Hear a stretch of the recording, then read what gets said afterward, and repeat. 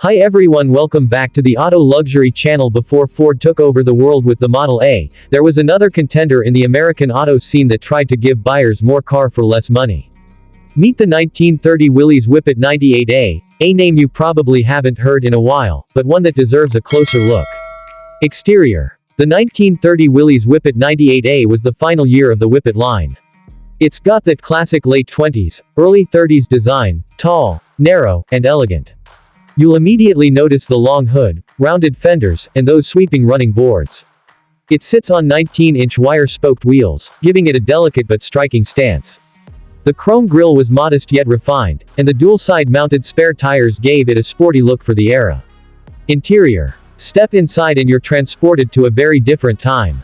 The Whippet's interior is simple, functional, and almost minimalist by today's standards. Cloth bench seats, basic controls, and a wooden dash give it that rustic charm. There's no radio, no air conditioning, and certainly no power windows. But for 1930, this was a comfortable ride. The big steering wheel helps manage the manual steering, and all your controls are mechanical, from the throttle to the spark advance. Performance. Under the hood, the Whippet 98A packs a 4-cylinder, 134 cubic inch flathead engine, producing around 40 horsepower. It's paired with a 3-speed manual transmission and rear-wheel drive. Now, don't expect blistering speed. The top speed is around 55 miles per hour on a good day. But what made the Whippet special was its balance of affordability, reliability, and fuel economy, averaging about 25 miles per gallon, which was excellent for its time.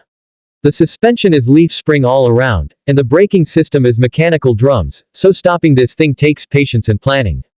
So why does the 1930 Willys Whippet 98A matter?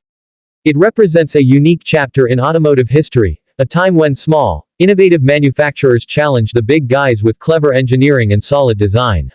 Willys would later go on to help create the legendary Jeep during World War II, but it all started with cars like this, humble, honest, and ahead of their time in many ways.